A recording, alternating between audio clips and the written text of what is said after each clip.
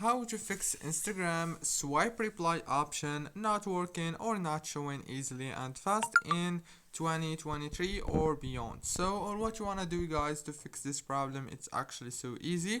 There is two ways to fix it. The first way, open the settings, go to the apps manager on your phone, as you can see right here.